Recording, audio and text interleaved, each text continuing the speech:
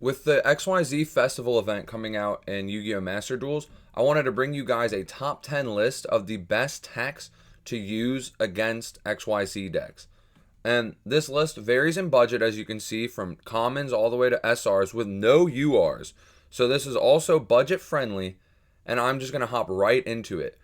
I'm going to start with the first one being Flying C. Also, real quick, I want to shout out my buddy Corbin, aka Trickstrap on YouTube, for helping me theory craft this list. You can check his channel out. I'll leave a description or a link in the description. But first card, Flying C. If you guys don't remember what this card does, this was crazy before Links came out in Yu-Gi-Oh! When your opponent normal or specials a monster, except during the damage step, you could special this card from your hand to their side of the field in defense position, and the controller of this card cannot XYZ summon. This card became unviable when we got Links, because you would give this to your opponent and they can just link it away. But in XYZ only format, not only do we not have Links, we don't have Synchros. So even if they put a tuner up, they're still trapped under this card. Like, there's nothing you could really do. Next, we've got XYZ Encore.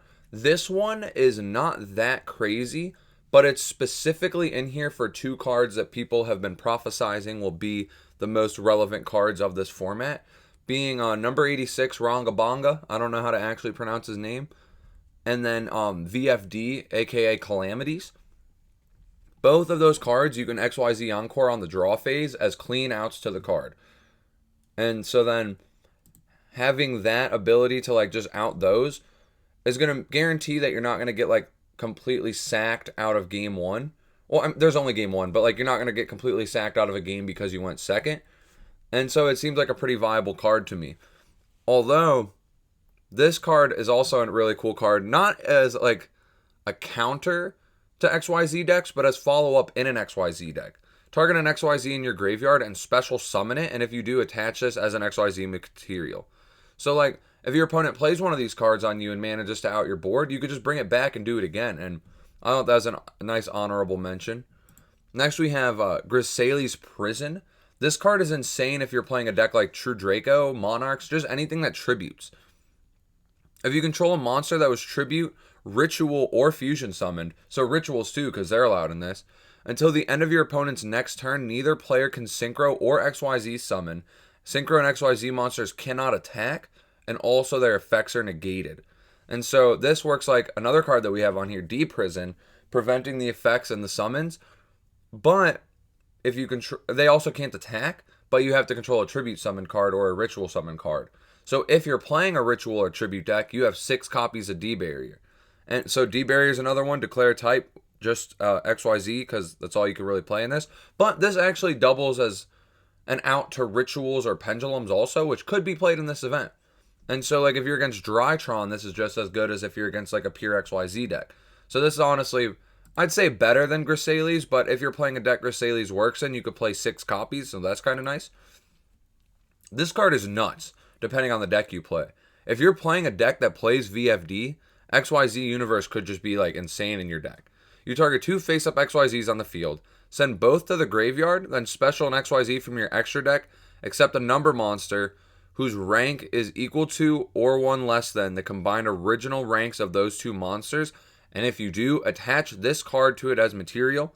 Also, for the rest of this turn, after this card resolves, your opponent takes no damage. You're doing this on their turn, so the damage doesn't matter. And this lets you basically XYZ summon with their XYZs for something of an equal rank.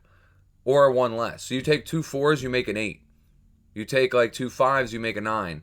I actually thought it was 1 more, not 1 less. So less relevant in a Calamities type strategy, because if you'd have to target like a 4 and a 6 to go down to 9, or a 5 and a 4. But like with there's a DDD you can summon for 2 8s, Kali Yuga. This card, I'm filtered to trap, 1 sec.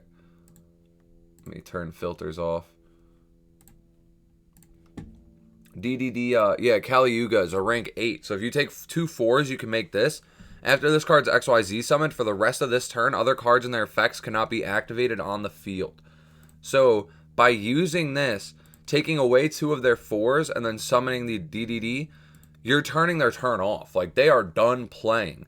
And so this is even good, like, going second if you're playing a trap deck or you're just playing a combo deck and they don't put up negates, because XYZs don't have a lot of negates.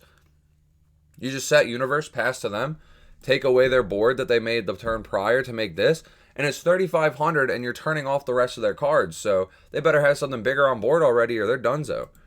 Then we have Mischief of the Gnomes. While I'm talking about this, I'm also going to talk about Stygian Dirge. Stygian Dirge is reduce the levels of all monsters your opponent controls by 1. This is a continuous trap though, so if you're playing a trap deck and you want the Floodgate, this would be better.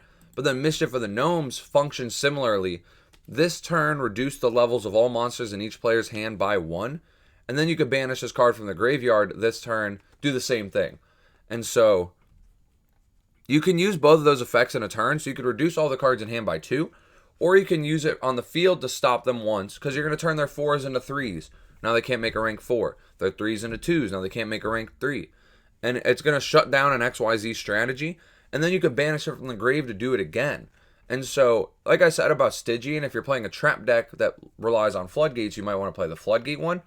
But say you're playing a deck like, I can't think of one off the top of my head, but one that would use like Foolish Burial Goods as a combo piece. You could also use it to send gnomes, and now Foolish Burial Goods is a floodgate.